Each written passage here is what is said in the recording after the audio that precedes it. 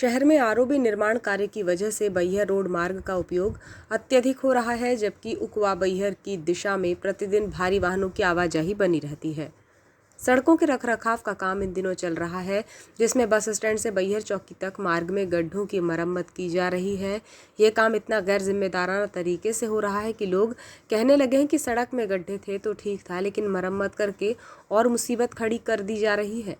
असल में जहां जहां पर मरम्मत का काम हो रहा है, ठीक तरह से मटेरियल नहीं डाला जा रहा है और नाम मात्र के लिए सड़क का सुधार कार्य हो रहा है।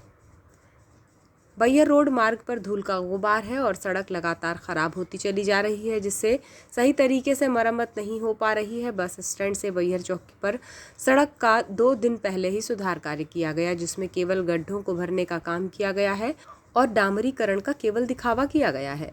काम को लेकर लोगों को उम्मीद थी कि अब सड़क फिर से ठीक हो जाएगी, जिससे कि गड्ढों की वजह से परेशानियों से राहत मिलेगी, लेकिन अगले ही दिन सुधार कार्य किए गए, गड्ढे फिर से उभरे हुए दिखाई दिए और गिट्टियां इधर उधर बिखरी पड़ी थी और डामर का तो नामो निशान भी नहीं था, जिससे कि सड़क सुधार कार्य की पोल खुलकर रह गई।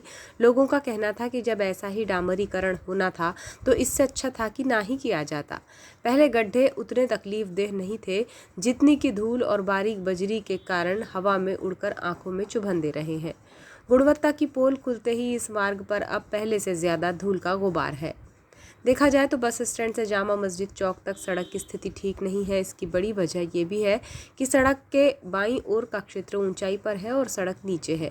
इस वजह से नगर पालिका की पाइपलाइन अब जब भी फूटती है, ऊपर से पानी बहता है तो वो सीधे बैहर रोड पर आ जाता है और निरंतर पानी के संपर्क में बने रहने से सड़क उखड़ने लग जाती है।